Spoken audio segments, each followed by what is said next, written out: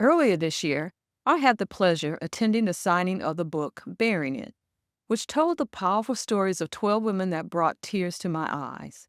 Today, I'd like to show you one of these women reading an excerpt from her story. Please take a listen.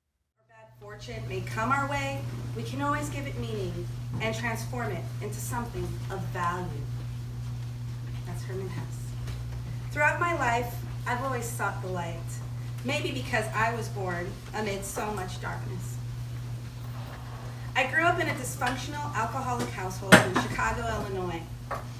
One of my earliest childhood memories was of my mom pulling my 2-year-old brother Waleed and me, just a 6-year-old, out of bed at 10 p.m. on a school night, throwing our thick parkas over our PJs and walking us to a nearby neighborhood bar to search for my dad. I still remember the stench of beer and cigarettes as we stood by the blaring jukeboxes in the dirty bar. Old bearded men nursing their drinks stared at us. I was scared. Within a few minutes, Mom had my dad by the arm, and she helped him stumble down the street as we all made our way back home. I didn't know about his alcoholism yet, but I was relieved to see my daddy and smell his leather coat mixed with the scent of menthol cigarettes and whiskey. His eyes and smile did not radiate their normal warmth. This pattern of his drinking repeated itself regularly. Each time, I wondered what was going to happen to my family. I decided through prayer and self-determination, I would find a life of happiness and life rather than one of sadness and despair. It was during a blustery winter one year that my little brother Waleed and I both caught the flu. He became very dehydrated, and he was in the hospital, and my mom had to stay with him, which meant I was alone with my dad, who was an alcoholic and drove drunk frequently. It was scary. We were very deeply worried about Waleed, and during one of our visits to the hospital, we went into this beautiful chapel to pray for my brother's recovery. I'd never been inside a church, a mosque, or a temple, as neither of my parents practiced their religions. But my father, as a Muslim from Pakistan, and my mother, from the north side of Chicago, usually had provided me with traditions and wisdom of their cultures. Kneeling beside my father on the wooden row of benches closest to the door, I asked, "Daddy, aren't you Muslim? And isn't Mom Jewish? Why are we here?"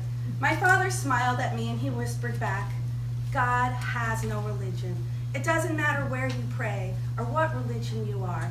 God will hear you if it comes from your heart." When my dad closed his eyes in prayer, so did I. For several minutes, we were both silent in prayer for Waleed's recovery. And he did get better. Years later, when I was an adult, I met my first husband, Adon, when I was working at a Montessori school in Denton, Texas. I was his daughter's preschool teacher, and he was divorced from her mother. I didn't know it at the time, but like my father, he too was an alcoholic. Our marriage only lasted 6 years, and during those years, he was often out of town working in oil production, or he said. I divorced him when I found out that for many months, he'd been having an affair with a stripper. After months of trying to work through our relationship and counseling, I finally left Adon. Our son Sebastian was only 4 years old. I was still in college as I had returned to school at 31 years old.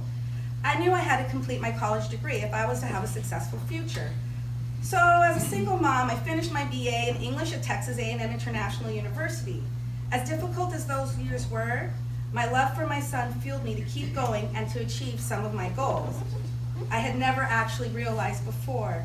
I earned a 3.7 GPA, and I worked part-time as a newspaper for the city. After being divorced for 3 years and finishing my BA, I met my second husband, Emmanuel, at the local mosque. But even before we were married, Emmanuel's hot temper and unhealthy habits were beginning to peek out little red flags marring our otherwise idyllic relationship. By the first year of our marriage, his fits of rage were taking a toll on our relationships and creating a negative pattern in our house. He sought some help, but it wasn't never really consistent. When we had our son Omar almost a year after we married, Emmanuel's insomnia and mood swings reminded me so much of the dysfunctional house that I grew up in my childhood. He argued with me whenever I brought up the inequality in our relationship. I was doing more than my fair share of chores in the house, and his behavior was erratic and antisocial. At the time, I was also in graduate school and working full-time as a teacher. However, I was still the only one who got up to calm our colicky baby at night. I was a depressed, walking zombie. So fast forward to now, a year later, after I divorced my husband. From the pieces of shattered dreams, I've built new dreams. And I still seek the outer light, but I've also found a really strong, indestructible inner light, and I'm teaching my children also to walk in the light. I'm Layla Shah. Thank you.